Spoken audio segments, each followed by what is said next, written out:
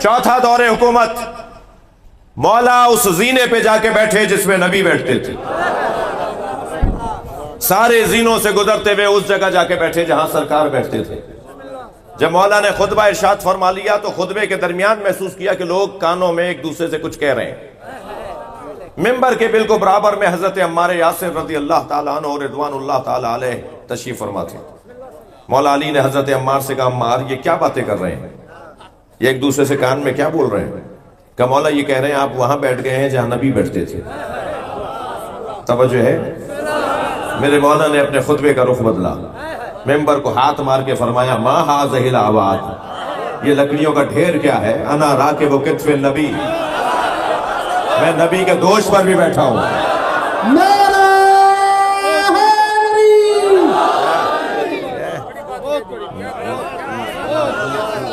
मैं राकिबे दोष नबी हूं, मैं नबी के दोष में बैठा हूं।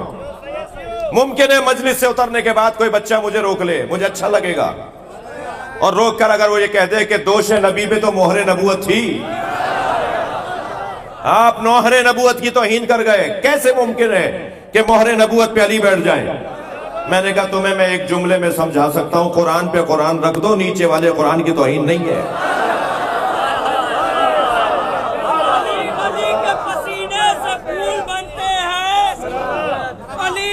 के पसीने से फूल बनते हैं, क्या तारीफ करूं उनकी जिनके बच्चों की सवारी खुद रसूल बनते हैं।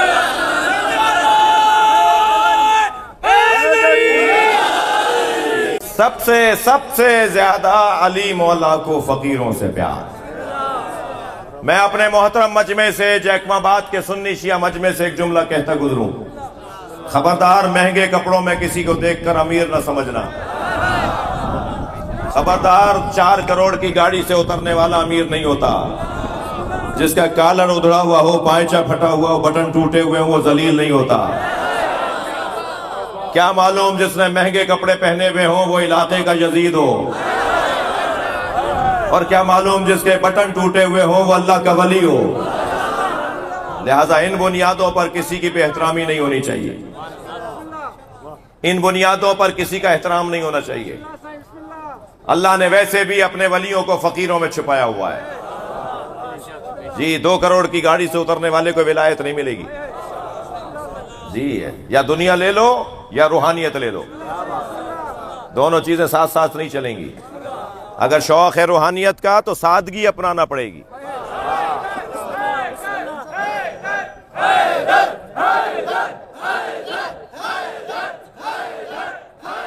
बुलंदतर सलवात पढ़ेंगे मोहम्मद वाले।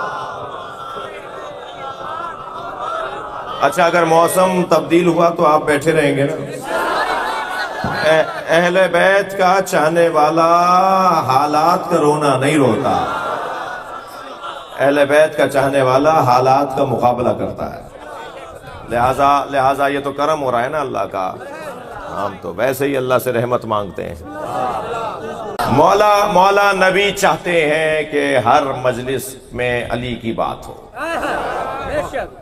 मुझे सिंधियों से इसलिए भी प्यार है कि जब 2 सिंधी आपस में मिलते हैं तो या अली मदद बोल के अली का जिक्र करते हैं, और अली का जिक्र नबी की आरज़ू और ख्वाहिश है कि हमेशा जब भी बात करो तो अली के जिक्र से अपनी महफिलों को सजाओ।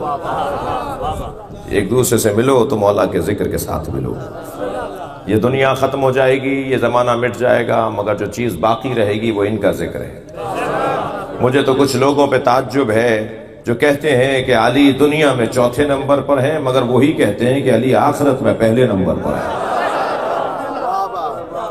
जो आखिरत में पहले नंबर पर है वो दुनिया में भी पहले नंबर पे माना जाएगा। मुझे उस मलंग से भी बड़ा प्यार है जो कंठे गुलाबे पहनकर, चुटिया बुंदे बनाकर, हाथ में डंडा उठाकर बाजारों कूचों में आवाजें लगाता है, आज नहीं कल सब अली अली कहेंगे। मुझे माफ कीजिएगा जहां मैं मौलवी नहीं पहुंच पाता, मौलाना माफ कीजिएगा, जहां मैं मौलवी नहीं पहुंच पाता वहां वो मलंग अली का जिक्र पहुंचा देता है। लिहाजा ऐसे लोगों का खास ख्याल करें, ये बहुत अहमियत के हामिल है। बात जो कर रहा था मैं चाह रहा हूं उसे और रोशन करूं।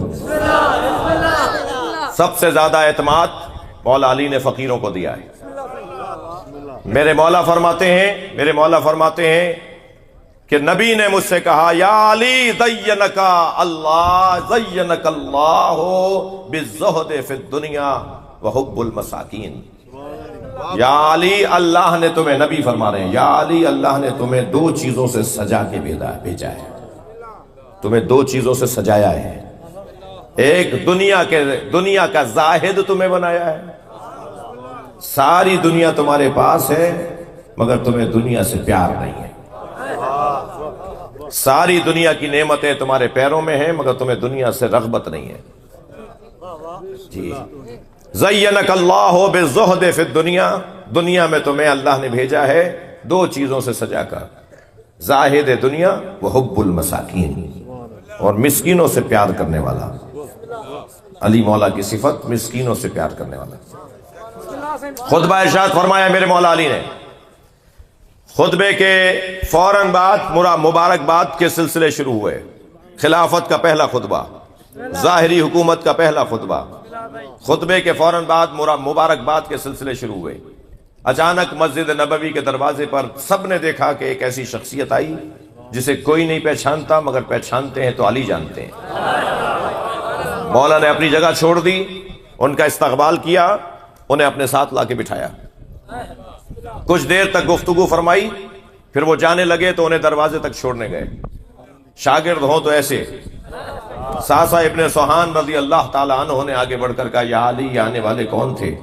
ہم میں سے کوئی بھی نہیں جانتا کہ یہ کون تھے۔ مولا مسکرائے، مولا نے فرمایا یہ اللہ کے نبی خضر تھے۔ اللہ کے 4 نبی زندہ ہیں جن کی رحلت نہیں ہوئی ہے۔ جی کسی کو 3000 سال ہو گئے، کسی کو 2500 سال ہو گئے۔ 2500 سال سے اللہ کے نبی زندہ ہیں، یعنی حضرت عیسیٰ زندہ ہیں، یہ مان لیتے ہیں عیسیٰ کو جو نماز پڑھائے گا وہ مہدی زندہ نہیں ہے۔ سارا عالم اسلام کہتا ہے کہ حضرت عیسیٰ کو امام مہدی نماز پڑھائیں گے، ان کے بارے میں کہتے ہیں یہ کیسے ہو سکتا ہے، 1150 سال سے زندہ ہے۔ تو امام مہدی تو 1150 سال سے تمہیں سمجھ میں نہیں آ رہے، حضرت عیسیٰ تو سمجھ میں آ رہے ہیں۔ اللہ چاہے تو زندہ رکھ سکتا ہے۔ جی حضرت عیسیٰ زندہ ہیں، موجود ہیں، حضرت خضر موجود ہیں، حضرت الیاس، حضرت ادریس، 4 نبی ابھی بھی موجود ہیں۔ کوئی صحراؤں پہ حاکم ہے، کوئی دریاؤں پہ حاکم ہے، کوئی فضاؤں پر حاکم ہے، کوئی آسمانوں پر حاکم ہے، اور یہ 4 نبی اللہ کی جانب سے کہیں نہ کہیں مدد کے لیے آتے رہتے ہیں۔ ان نبیوں میں سے ایک نبی حضرت خضر، مولا علی نے فرمایا یہ اللہ کے نبی خضر ہیں جو مجھ سے ملنے آئے۔ حضرت ساسا ابن سوہن نے کہا یا علی گفتگو کیا ہوئی، کیا گفتگو ہوئی؟ تو مولا نے فرمایا کہ خضر نے مجھے ایک حکیمانہ جملہ ہدیہ کیا، اور جملہ یہ تھا کہ ما احسن تواضع الاغنیاء علی الفقراء خشیۃ باللہ، اللہ کا خوف کرتے ہوئے امیروں کو غریبوں کے سامنے عاجزی کے ساتھ پیش ہونا چاہیے۔ خوف خدا رکھتے ہوئے امیروں کو غریبوں کا خیال کرنا چاہیے۔